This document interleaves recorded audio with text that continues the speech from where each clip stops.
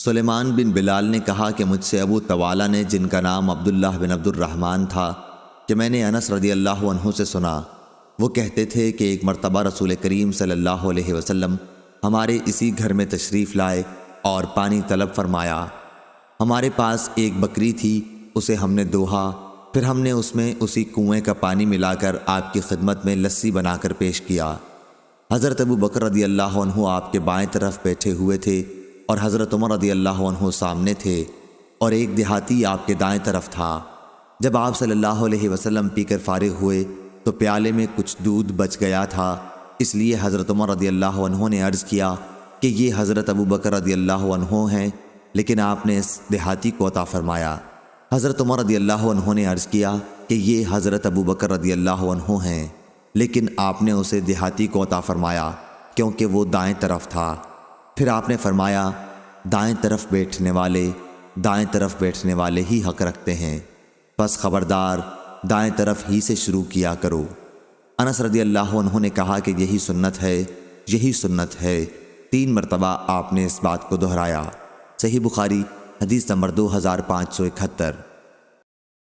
انس رضی اللہ عنہ نے بیان کیا کہ مریض زہران نامی جگہ میں ہم نے ایک خرگوش کا پیچھا کیا، لوگ اس کے پیچھے دوڑے اور اسے تھکا دیا، اور میں نے قریب پہنچ کر اسے پکڑ لیا، پھر ابو طلحہ کے ہاں لایا، انہوں نے اسے ذبح کیا اور اس کے پیچھے کا یا دونوں رانوں کا گوشت نبی کریم صلی اللہ علیہ وسلم کی خدمت میں بھیجا۔ شعبہ نے بعد میں یقین کے ساتھ کہا کہ دونوں رانیں انہوں نے بھیجی تھیں، اس میں کوئی شک نہیں، حضور اکرم صلی اللہ علیہ وسلم نے اسے قبول فرمایا تھا۔ میں نے پوچھا اور اس میں سے آپ نے کچھ تناول بھی فرمایا تھا؟ انہوں نے بیان کیا کہ ہاں، کچھ تناول بھی فرمایا تھا۔ اس کے بعد پھر انہوں نے کہا کہ آپ نے وہ ہدیہ قبول فرما لیا تھا۔ صحیح بخاری حدیث نمبر 2572۔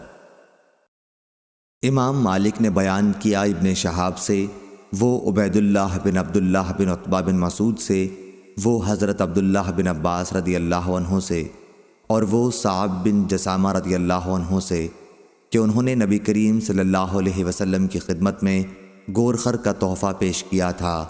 آپ اس وقت مقام ابوا یا مقام ودان میں تھے، راوی کو شبہ ہے۔ آپ نے ان کا تحفہ واپس کر دیا، پھر ان کے چہرے پر رنج کے آثار دیکھ کر فرمایا کہ میں نے یہ تحفہ صرف اس لیے واپس کیا ہے کہ ہم احرام باندھے ہوئے ہیں۔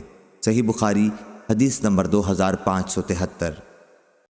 عبدہ بن سلیمان نے بیان کیا، کہا ہم سے ہشام بن عروہ نے بیان کیا، ان سے ان کے والد نے اور ان سے حضرت عائشہ رضی اللہ عنہا نے، کہ لوگ رسول اللہ صلی اللہ علیہ وسلم کی خدمت میں تحائف بھیجنے کے لیے عائشہ رضی اللہ عنہا کی باری کا انتظار کیا کرتے تھے، اپنے ہدایہ سے یا اس خاص دن کے انتظار سے۔ راوی کو شک ہے، لوگ حضرت صلی اللہ علیہ وسلم کی خوشی حاصل کرنا چاہتے تھے۔ صحیح بخاری حدیث نمبر 2574۔ ابن عباس رضی اللہ عنہ نے بیان کیا کہ ان کی خالہ ام حفید نے نبی کریم صلی اللہ علیہ وسلم کی خدمت میں پنیر، گھی اور گوہ ساہنہ کے تحائف بھیجے۔ حضرت صلی اللہ علیہ وسلم نے پنیر اور گھی میں سے تو تناول فرمایا، لیکن گوہ پسند نہ ہونے کی وجہ سے چھوڑ دی۔ ابن عباس رضی اللہ عنہ نے کہا کہ رسول اللہ صلی اللہ علیہ وسلم کے اسی دسترخوان پر گوہ ساہنہ کو بھی کھایا گیا، اور اگر وہ حرام ہوتی تو آپ کے دسترخوان پر کیوں کھائی جاتی؟ صحیح بخاری حدیث نمبر 2575۔